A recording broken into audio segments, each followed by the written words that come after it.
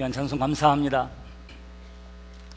우리가 오늘 대강절 첫 번째 주일을 맞이하여 지키고 있습니다. 대강절, 기다림의 절기이기 합니다.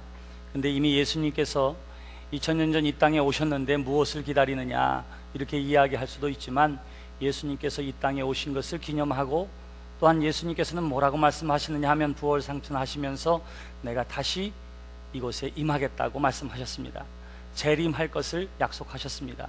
우리의 장래의 소망 가운데에 또 하나님이 우리에게 주신 약속 가운데에 중요한 것이 있는데, 예수님께서 다시 이 땅에 오시겠다고 하는 재림의 약속인 것입니다. 그래서 그 재림 예수를 기다리는 우리의 신앙과 모습을 다시 한번 점검해보는 그러한 대강절기가 되기를 주님의 이름으로 기원합니다. 제가 목회를 하면서 몇 가지 정한 원칙이 있어요. 그것이 뭐냐면, 신방은 늘 예고하고 간다 하는 것입니다. 새벽 예배 끝나고 갑자기 여러분들의 집을 뚝뚝뚝뚝 두들겨서 갔으면 그건 제가 좀 이상한 거니까 이해하세요. 그런 일은 없습니다. 항상 미리 이야기하고 간다 하는 것이고, 물론 미리 얘기하는 것도 지금 문 앞인데요, 초인종을 누르면서 얘기하는 경우는 없어요. 미리 이야기합니다. 두 번째는 제가 가서 앉으라고 한 장소에서 벗어나지 않는다 하는 원칙을 가지고 있어요. 그러니까 신방 가서 제가 가능하면 화장실 잘 안 갑니다. 방문을 열어보는 일도 거의 없어요. 거실에 앉으라면 거실에 앉았다가 예배만 드리고 얘기하고 곧바로 나와요. 왜냐하면 다 경험 때문에 그래요. 우리 어머니 보니까 갑자기 목사님 오신다 그러면 얼마나 번개처럼 깨끗하게 치워놨는지 몰라요.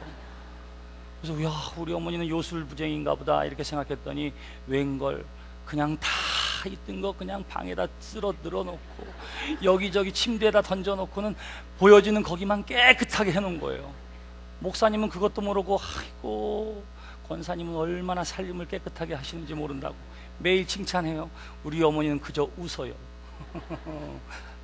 그래서 여러분들을 당황하게 해드리지 않으려고 제가 어떻게 하느냐 하면, 신방 가는데 꼭 예고하고 간다, 앉은 자리만 앉았다 일어난다, 정 급한 일이 아니면 화장실 가지 않는다, 이런 생각을 가지고 목회하고 있습니다. 아마 여러분 가정을 제가 거의 다 신방을 했는데, 제가 혹시 여러분 가정에 가서 화장실을 갔으면 오죽하면 갔을까 생각하면 돼요. 네. 자, 누가 온다고 하면 뭐 하지요? 준비해요. 준비합니다. 또 어떻게 하지요? 기다려. 저는 가능하면 약속에 늦지 않으려고 그래요. 그래서 미리 가서 기다리고 있습니다. 그리고 정시에 들어가려고 그래요.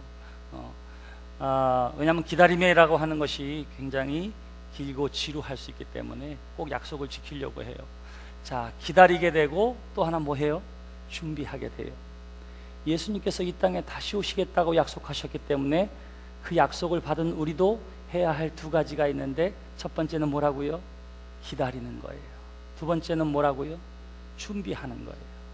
대강절을 우리가 보내면서 맞아요, 늘 기다리고 늘 준비하지만 다시 한번 새롭게 나의 기다림의 모습과 준비하는 모습을 점검해 볼 수 있는 좋은 기회가 대강절이 되어질 줄 믿습니다. 4주간에 걸쳐서 대강절을 보내게 돼요. 초를 하나하나 킬 때마다 예언의 말씀을 함께 나누게 되고, 오늘은 뭐에 대해서 이야기했느냐 하면 희망에 대해서 소망을 가지고 이야기하고, 다음 주에는 평화에 대해서, 다음 주에는 사랑에 대해서, 그 다음 주에는 기쁨에 대해서 예언의 말씀과 소망을 담아 기도하고 촛불을 하나하나씩 켜게 됩니다. 여러분들의 마음도 그 말씀 가운데 귀 기울여지게 되고 같은 소망을 품으며 대강절기를 보내게 되기를 주님의 이름으로 기원합니다. 오늘 우리가 함께 읽은 성경 말씀에도 바로 그 기다림과 희망에 대한 이야기가 나와 있습니다. 지금까지 이스라엘 백성들이 가나안 땅에 정착하고요, 그리고 잘 살았어요. 근데 오늘의 말씀이 있기 전 200여 년 동안은 어떤 일이 있었느냐 하면, 그들이 우상 숭배 가운데에 빠져 있고 죄 가운데 빠져 있었기 때문에 이사야 선지자를 비롯한 많은 예언자들을 통해서 하나님께서 백성들이 돌아서기를 기대하셨습니다. 그래서 회개하라고, 우상 숭배의 자리로부터 돌아서라고, 하나님께 나아오라고 아무리 예언자들을 통해서, 주의 종들을 통해서 이야기해도 듣지를 않는 거예요. 참고 이제는 심판에 대해서 이야기하기 시작하십니다. 내가 돌이키지 아니함으로 너희가 재난을 피할 수 없게 될 것이고 너희의 나라가 멸망하게 될 것이고 내가 이미 가나안 땅에 들어오기 전부터 이야기했듯이 너희가 또 다른 종살이를 하게 될 것이라고 하나님께서 경고하십니다. 그러한 경고를 아무리 해도 결국은 듣지를 않아요. 그래서 거의 200년 동안 예언자들을 통해서 선포된 것은 뭐냐 하면 죄에 대한 지적이고 하나님의 징계의 말씀이고 심판의 말씀이었습니다. 그 속에서 돌아오지 않는 하나님의 백성들을 하나님께서 어떻게 하셨느냐 하면 징계하세요. 그래서 바벨론으로 말미암아 나라를 멸망하게 하고 예루살렘은 무너지게 하고 예루살렘에 있었던 대부분의 주민들도 다 바벨론으로 옮겨가서 포로 생활을 하게 되었습니다. 그로부터 수십 년의 세월이 지났어요. 수십 년의 세월이 지났습니다. 이사야 1장부터 39장까지 바로 그러한 예언의 말씀이 나와 있어요. 하나님의 심판에 대한, 하나님의 진노에 대한, 하나님의 벌하심에 대한. 그랬는데 갑자기 40장부터 55장까지, 오늘 우리 함께 읽은 본문 말씀으로부터 시작해서 55장까지 갑자기 포로 생활 가운데 있는 한 예언자를 통해서 하나님께서 말씀하시기 시작합니다. 그게 뭐냐 하면 이제는 너희가 위로를 받아야 한다. 하나님이 너희를 위로하기를 원하신다. 하나님이 너희를 용서하셨다. 너희들은 이미 벌을 받을 만큼 받았다.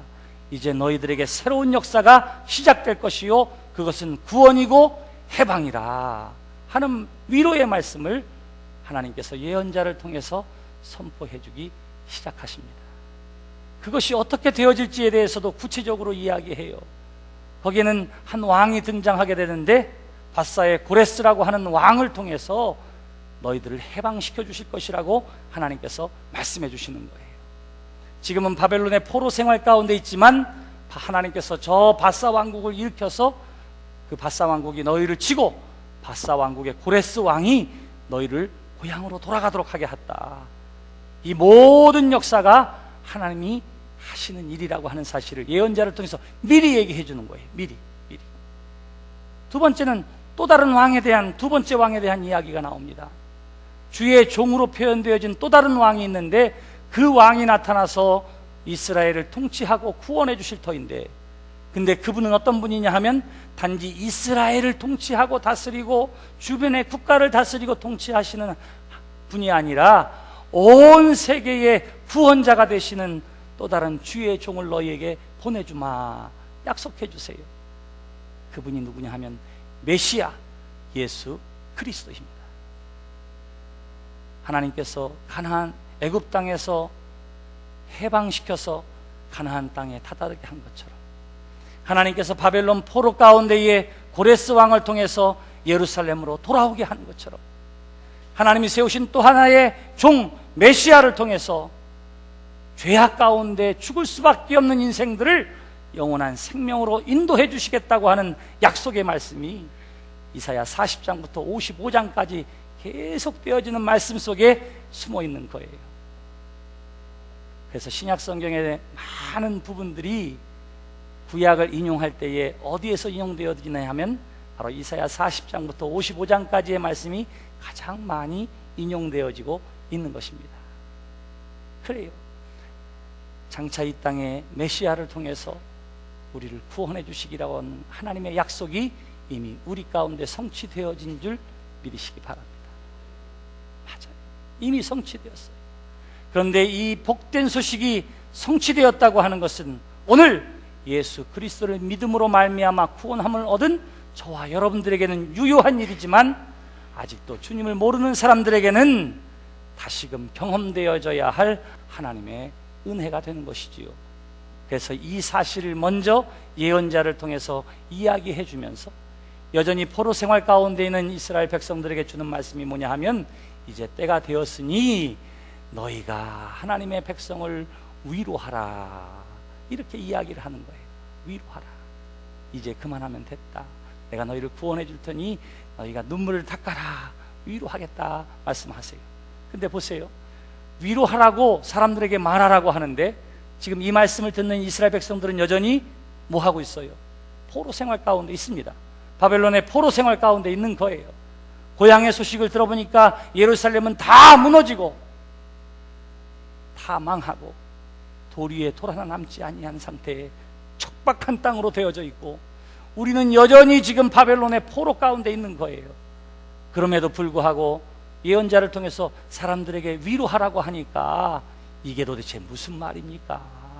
무슨 위로가 되겠습니까? 그러니까 사람들이 이야기하기 시작해요. 내가 무엇이라 외치리까? 예언자가 그렇게 이야기합니다. 아니, 우리 형편이 이런데 무슨 위로가 된다고 이야기할 수 있겠습니까? 그러면서 이야기해요. 모든 육체는 풀이요 그의 모든 아름다움은 들의 꽃과 같으니 풀은 마르고 꽃이 시듬은 여호와의 기운이 그 위에 불미라. 이 백성은 실로 풀이로다. 그래요. 풀은 마르고 꽃은 시드는 것처럼 하나님의 그 열기 때문에, 진노의 열기 때문에 우리가 그렇게 시들어가고 있고, 우리가 그렇게 죽어가고 있고 말라가고 있는데 무슨 희망이 있다고 사람들을 위로하겠습니까? 그렇게 이야기하는 거예요. 우리도 마찬가지지요. 제가 주일학교 때 배운 찬송 가운데 왕왕왕왕 나는 왕자다, 하나님 나라에 나는 왕자다, 내가 비록 어릴지라도 나는 왕이다. 이런 찬송을 불렀어요. 이런 주일학교 때. 근데 나는 왕이다 그러고 집에 가면은, 야! 동현아! 너 방금 쳐. 네네네. 이거는 머슴이 해야 할 일을 왕이 하고 있어요, 지금. 방금 전에 나는 왕이다 하고는 밖에 나가면 왕은커녕 아무것도 아니에요. 그때 생각했어요. 교회가 되게 웃기는 데구나. 오늘 말씀도 똑같아요. 지금 여전히 우리의 형편은 포로 가운데 있는데 위로하라고 그래요. 우리는 말라가는 풀 같고 시들어가는 꽃 같은데 사람들을 위로하라고 그래요. 오늘 여러분들도 마찬가지입니다. 하나님 앞에 감사하라고 이야기하고 기뻐하라고 이야기하는데 우리의 삶은 여전히 질병 가운데 있고 여전히 해결되지 않은 문제 때문에 근심하고 있어요. 그런데 어떻게 소망이 되고 어떻게 다른 사람들을 위로할 수 있을까? 그래서 묻는 거예요. 풀은 마르고 꽃은 시드는데 우리 인생이 그와 같은데 우리가 누굴 위로하겠습니까? 그래요. 그랬더니 하나님께서 예언자를 통해서 주시는 말씀이 바로 8절 말씀이에요. 보세요. 풀은 마르고 꽃은 시드나 우리 하나님의 말씀은 영원히 서리라. 할렐루야. 풀은 마르고 꽃은 시드지만 그러나 하나님의 말씀은 영원히 서리라. 우리의 인생이 유한하고 우리의 인생이 부족하고 연약하지만 그러나 하나님의 약속은 유효해서 그 말씀대로 이루어지리라. 성경이 우리에게 그렇게 이야기해주고 있는 것입니다. 실제로 이 말씀대로 이스라엘 백성들은 바사왕 고레스 원년에 해방되어서 예루살렘으로 돌아가게 됩니다. 무엇이 영원해요? 하나님의 말씀이 영원한 거예요. 하나님의 약속이 영원한 것입니다. 저와 여러분들의 삶도 연약해요. 하나님을 믿는 믿음의 사람도 질병에 걸리고 죽게 될 것입니다. 그런데 뭐가 소망이 되겠어요? 예수 그리스도를 믿는 자는 구원함을 얻으리니 하는 이 하나님의 약속이 곧 우리의 힘이요 능력이 되어지는 줄 믿습니다. 이 말씀의 영원성 때문에, 이 말씀의 능력 때문에 여전히 시드는 것처럼 보이는 인생이지만 우리가 소망을 갖고 힘을 얻게 되어지는 거예요. 그러기에 외치라고 이야기합니다. 하나님은 위로하십니다. 바로 당신을 위로하십니다. 뭐라고 위로하는지가 성경 말씀에 나와 있습니다. 2절에 보시면 너희는 예루살렘의 마음에 닿도록 말하며 그것에게 외치라. 뭐라고 위로하라고 하냐면 노역의 때가 끝났고 그래요. 더 이상 임금 없이 돈 받지 못하고 죽어라 일하는 노예 생활은 이미 끝났다. 두 번째는 뭐예요? 너희의 죄악이 사함을 받았느니라. 너희가 죄의 값 때문에 이곳에 와서 징계를 받아서 이곳에서 노예 생활을 하게 됐지만 이제는 하나님께서 너희의 죄를 용서하셨다. 세 번째는 뭐예요? 죄로 말미암아 여호와의 손에서 벌을 배나 받았느니라.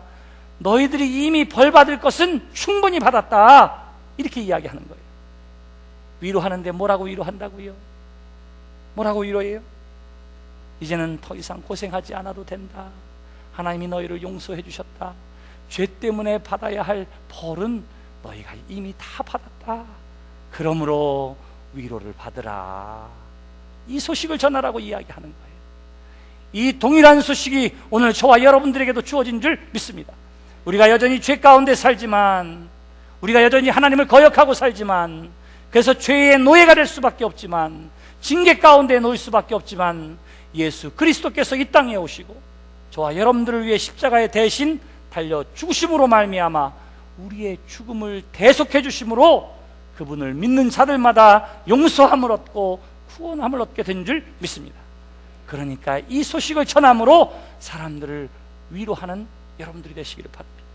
사람들을 찾아가서 이 소식을 전하는데 쓰임받는 기다림의 절기가 되기를 바랍니다. 그래서 위로하라고 그러는 거예요. 두 번째는 뭐라고 하느냐 하면 3절 말씀, 외치는 자의 소리여 이르되 너희는 광야에서 여호와의 길을 예비하라, 그렇게 이야기해요. 하나님의 길을 준비하라, 이렇게 이야기합니다.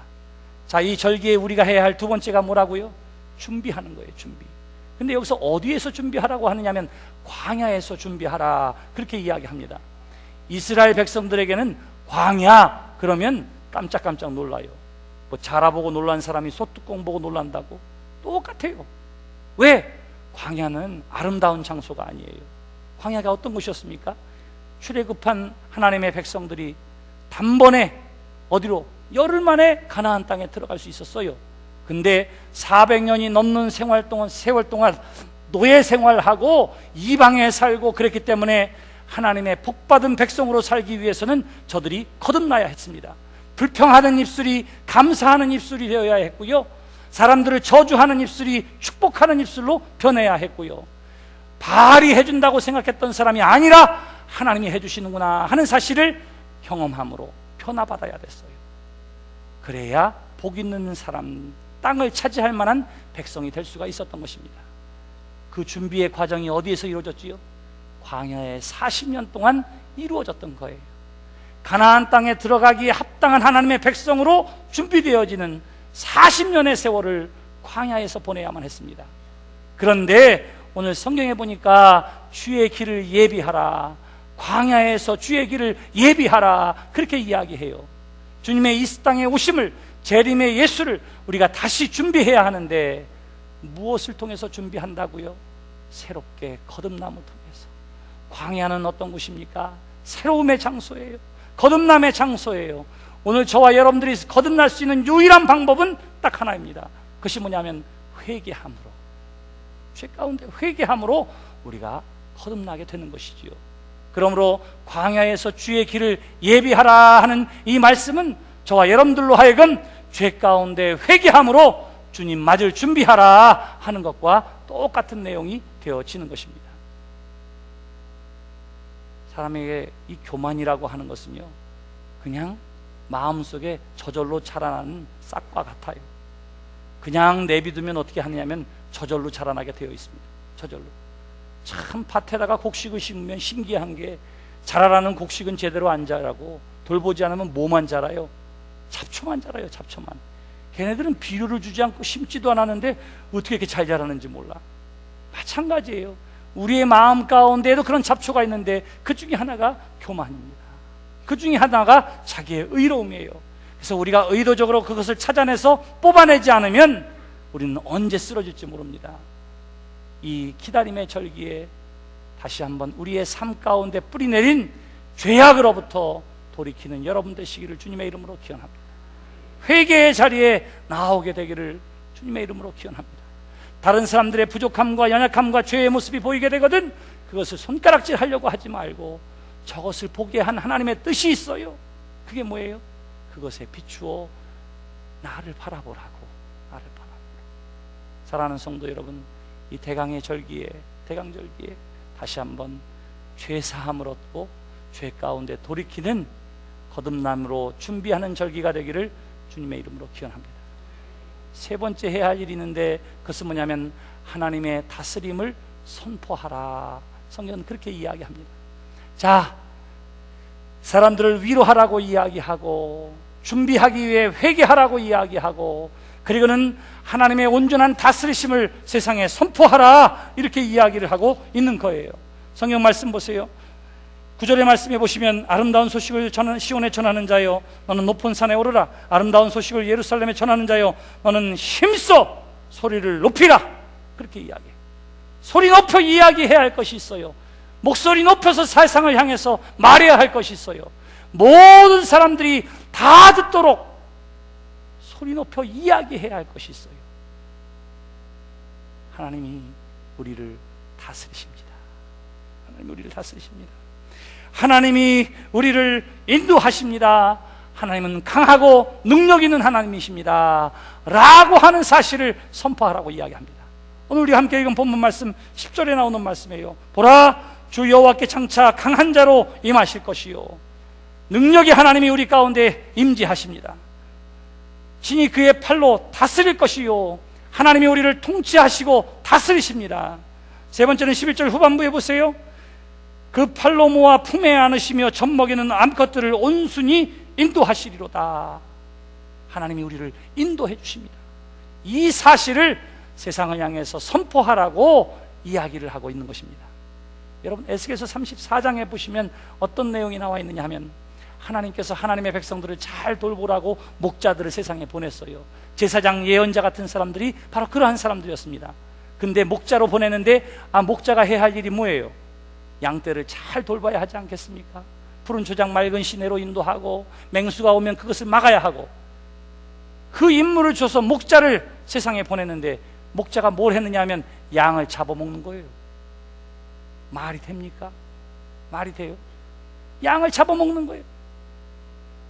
양을 제대로 인도하지 않고 자기 배를 채우는 데만 쓰임받게 됩니다.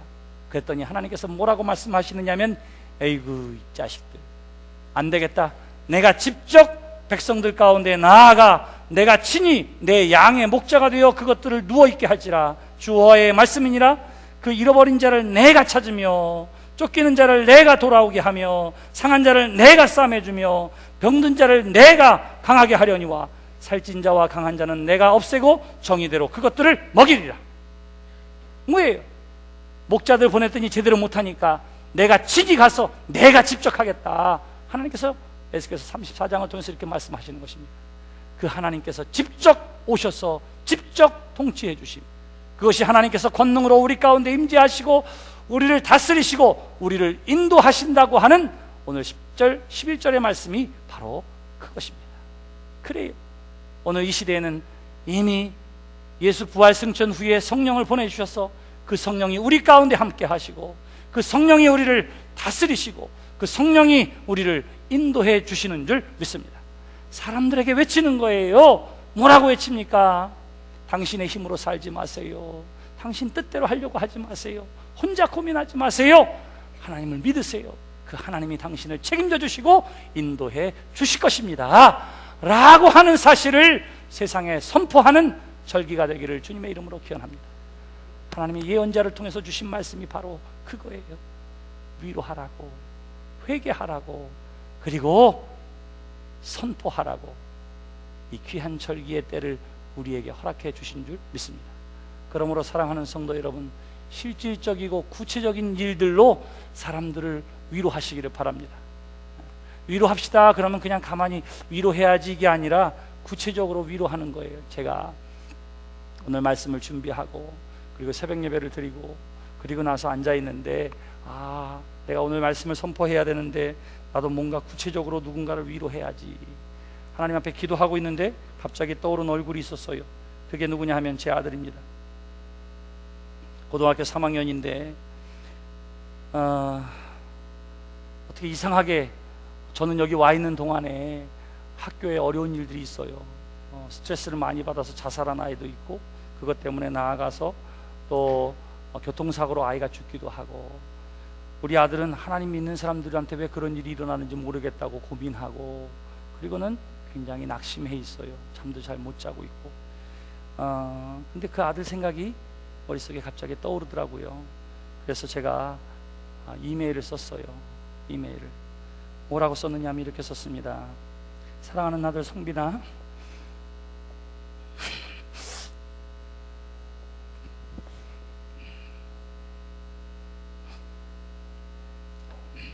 아빠는 지금 새벽 예배 설교 후에 교회에 남아 기도하고 있다. 아들이 생각나고 보고 싶고 말하고 싶어서 이렇게 편지를 쓴다. 늘 아빠에게는 자랑스러운 아들이지. 내가 어디서 누구를 만나든지 아빠는 사람들에게 성빈이 사진을 보여주면서 얘가 내 사랑하는 아들 성빈이에요 라고 자랑스럽게 얘기한단다. 네가 공부를 잘했을 때에도, 공부보다 친구와의 만남에 열중해서 성적이 떨어졌을 때도, 마라톤 대회에 나가서 좋은 성적을 거두었을 때나, 갑자기 안 좋은 일이 생겼다는 소식을 들었을 때도 너는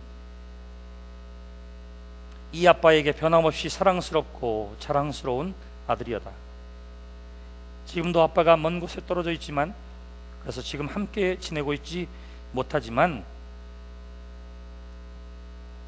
나는 늘 아들 때문에 또 아들이 기도해주고 늘 사랑스러운 아들이 있기 때문에 힘을 낼 수 있단다. 아들아, 사랑해. 여러 가지로 아들에게 더 잘해주지 못하고 더 많이 함께하지 못해 부족한 아빠지만, 그래도 난 너의 아빠인 것이 기쁘고 자랑스럽다. 아들아, 내가 많이 힘들고 속상해하고 답답해하는 거 잘한다. 그러나 걱정 말아라. 아빠가 있잖아. 언제나 널 사랑하고 믿고 돕고 싶어하는 아빠가 있잖아. 그리고 무엇보다 너를 사랑하는 하나님이 널 도우실 거야. 오늘도 기운내고 힘차게 하루를 시작하렴. 언제나 아들을 사랑하는 아빠가 한국에서 널 기억하며 위에서 기도하고 있으니까 넌 혼자가 아니다. 사랑하는 아들아.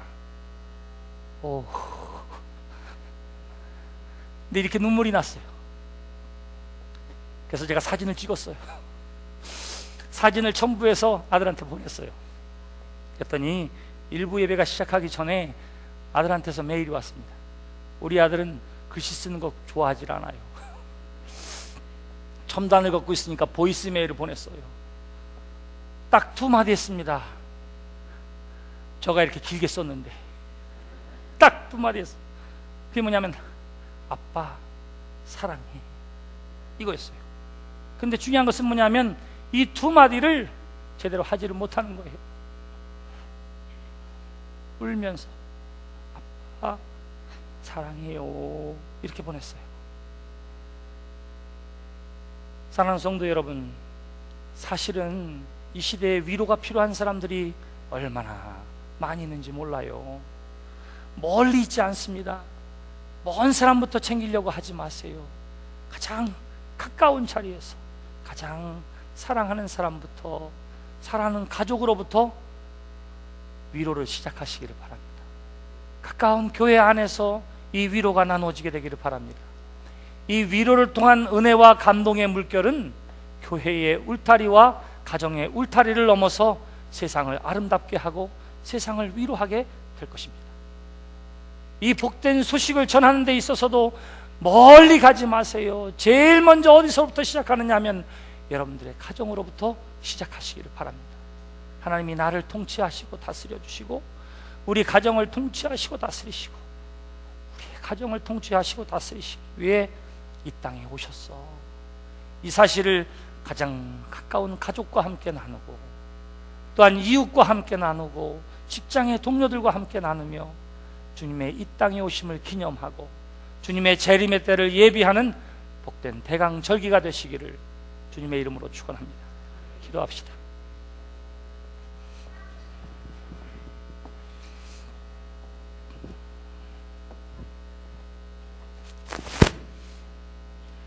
하나님, 어둠 가운데 빛으로 오셔서 우리를 구원해 주시고 또한 영원한 생명 주시기 위해 마지막 때에 이 땅에 다시 오심과 약속하셨던 예수 그리스도의 재림을 기다리면서 우리로 하여금 그리스도의 은혜와 사랑과 이 복된 소식을 가지고 이 땅에 많은 사람들을 위로하는 데 쓰임받게 하여 주시옵소서. 또한 진실로 죄 가운데 회개함으로 그리스도 안에서 거듭나게 하여 주시옵시고 하나님만이 우리를 다스려 주시고 우리를 인도해 주심을 세상에 증거하는 데 쓰임받는 모든 성도들이 되게 하시고 또한 성탄을 위해 준비하는 절기가 되게 해 주시옵소서. 우리의 위로자 되시고 구원자 되신 예수 그리스도의 이름으로 기도드렸습니다.